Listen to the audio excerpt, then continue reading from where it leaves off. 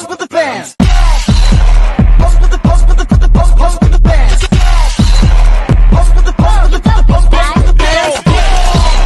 Fans. Pose with the fans. Pose with the fans. Pose with the pose with the pose pose with the fans. Pose with the pose with the pose pose with the fans. Fans.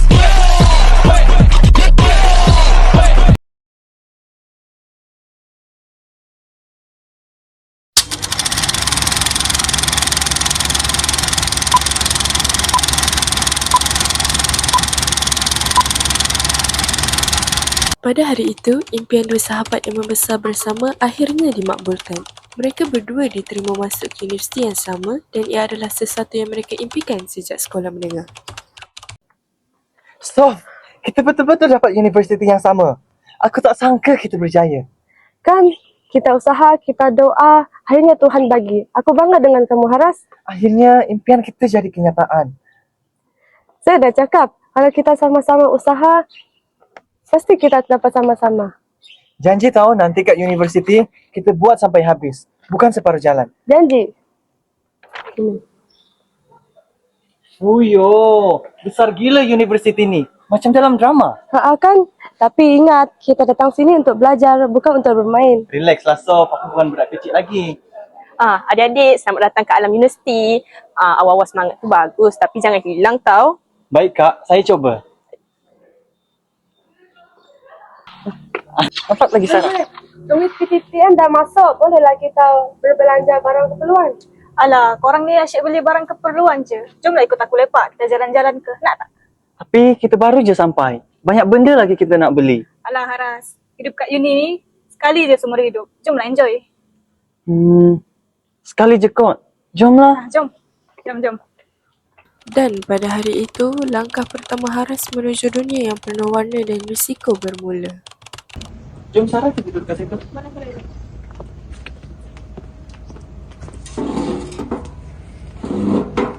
Haras, tengok baju ni. Cantik kan? Kau patut beli, guna duit titi-titian je. Wah, smart. Tapi mahal. Alah, titi-titian ni tak ke mana pun, enjoy lah. Ya juga. Bukan selalu pun beli barang. Haras. Banyaknya barang kamu beli. Macam membazir je. Relax lah Sof. Hidup ni bukan untuk belajar je. Saja nasihat free word. Aku bukanlah halang, tapi saya risau. Duit tu untuk keperluan. Tak payahlah nak nasihat aku. Pandailah aku jaga diri aku. Namun begitu, Haras tidak sedar. Setiap sen yang dibelanjakan menghakis masa depannya sedikit demi sedikit. Bosannya. Hati-hatilah fikir semua tu. Kita main game dulu.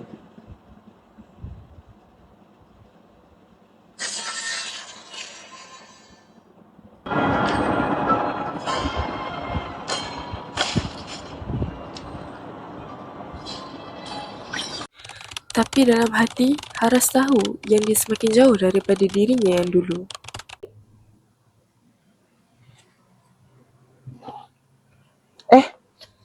Surat apa ni?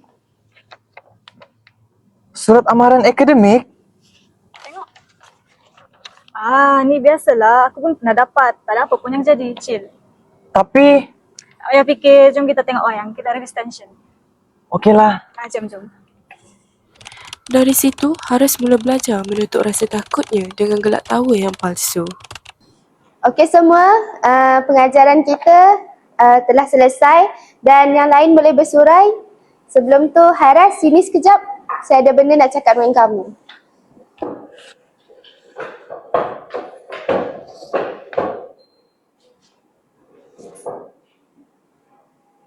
Ya doktor, ada apa ya?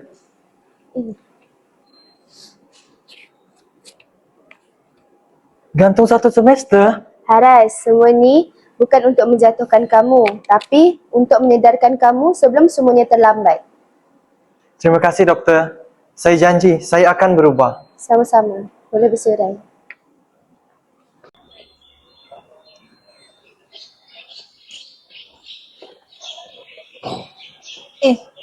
Tu kan Harash. Dengar cerita dia cuti panjang. 1 semester. Eksklusif betul. Itulah dia bilang dalam kelas, dia panggil dia apa? Busy dengan surat. Bestnya hidup. Cerita ni struggle tau siap ke assignment, tak tidur malam. Dia boleh rehat, siap dapat surat rasmi lagi. Betul lah Haras, kalau kembali nanti jangan lupa kami yang bertarung dalam kelas ni. Diamlah, ini semua salah kau.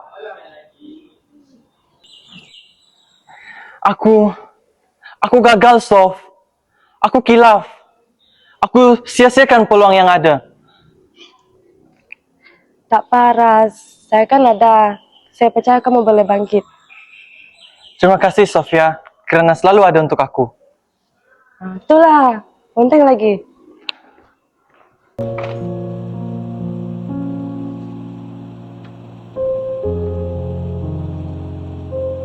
Aku kena berubah.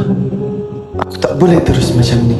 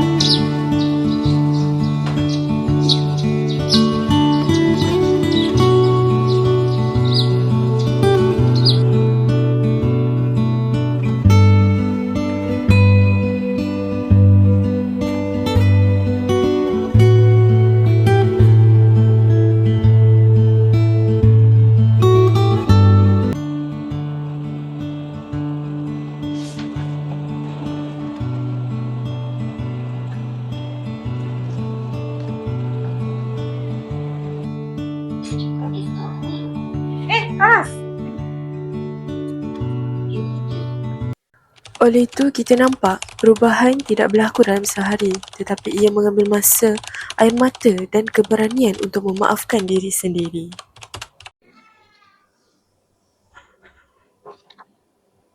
Haras, saya dengar apa yang berlaku. Jangan malu tau. Dulu pun ramai sini yang pernah hanyut. Yang penting kamu kembali. Terima kasih, Farah. Saya takkan ulangi kesilapan lama. Fighting!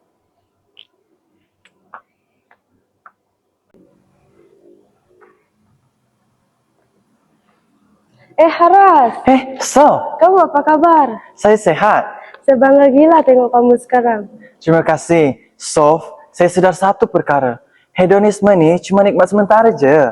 Tapi ilmu itulah yang kekal. Baiklah, kita sama-sama habiskan pengajian ni, okey? Okey, kali ini saya janji saya betul-betul fokus. Jom ke library. Jom.